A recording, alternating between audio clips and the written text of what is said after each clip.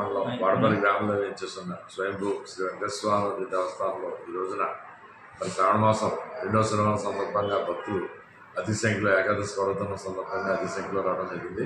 వీరందరికీ కూడా మరి క్యూ లైన్లో మంచినీళ్ళు, చంటిపిల్లలు, పాలు, బిస్కెట్లు అవన్నీ ఇవ్వడం జరిగింది. సేవకులందరినీ పెట్టడం జరిగింది. అలాగే దర్శనానంతరం ఉచిత ప్రసాదం స్వీకరించడం, తదనంతరం కూడా 9:30 నుంచి 4:30 వరకు కూడా నిత్యాన్నదాన ప్రసాదంలో కూడా వీరందరికీ మరి స్వామివారి అన్నప్రసాదం వితరణ చేయడం జరిగింది.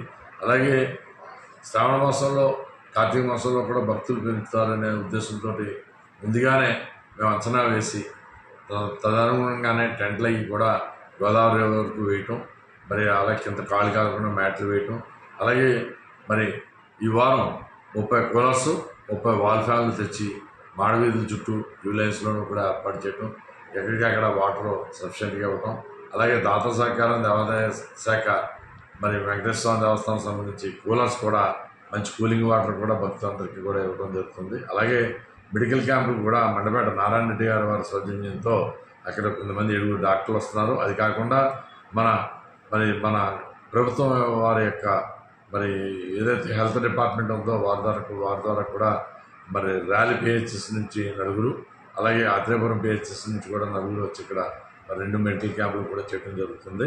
మరి భక్తులందరికీ కూడా ఉచితంగా మనం వారికి ఏ రకమైన ఇబ్బందులు వచ్చినా ఆ రకమైన మందులు కానీ, మెడిసిన్స్ కానీ, సెలైన్స్ కానీ, ఓఆర్ఎస్ ప్యాకెట్లు కానీ నిత్యం మనం అందుబాటులో పెడుతూ ఇవన్నీ కూడా దేవస్థానం సొంత నిధులతో సమకూర్చి భక్తులందరికీ కూడా మరి మానవ సేవ మాధవ సేవ అనే దృష్టితో వచ్చిన ప్రతి భక్తుడికి కూడా మరి మన ఆరోగ్యపరంగా ఏ సమస్యలు తలెత్తినా సరే వారికి సంపూర్ణంగా మరి ఇక్కడి నుంచి వెళ్ళడానికి మనం అన్ని చూసుకున్నాం. అలాగే సిఎస్ఆర్ రావులపాలెం వారి సౌజన్యంతో మరి అంబులెన్స్ని కూడా ఇక్కడ మనం ప్రతి వారం కూడా ఇక్కడ పెట్టడం జరుగుతుంది.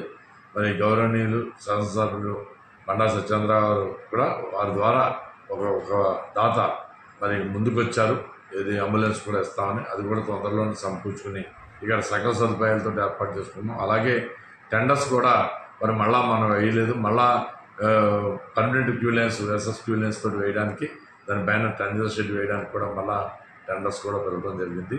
ఇలాగ వచ్చే ప్రతి భక్తుడికి కూడా ప్రతి వారం పెరుగుతుందనే ఉద్దేశంతో ముందస్తుగా ప్రణాళికలు వేసుకుని మేము ఎప్పటికప్పుడు అప్డేట్ అయ్యి భక్తులు సాధ్యమైనంత వరకు అన్ని సౌకర్యాలు ఏర్పాటు చేయడానికి మరి భక్తుల యొక్క సహకారంతో మరి అలాగే గ్రామస్తులు, మీడియా ప్రతినిధులు వీళ్ళందరి యొక్క సమక్షంలో వాళ్ళ యొక్క సహకారంతో అన్ని రకాలైన ఏర్పాట్లు చేస్తున్నాం. సుమారుగా ఈరోజు కూడా ఒక 65 లక్షల రూపాయల ఆదాయం వస్తుందని చెప్పి భయపడి వస్తుందని అంచనా వేస్తున్నాం. ఓం నమో వెంకటేశాయ.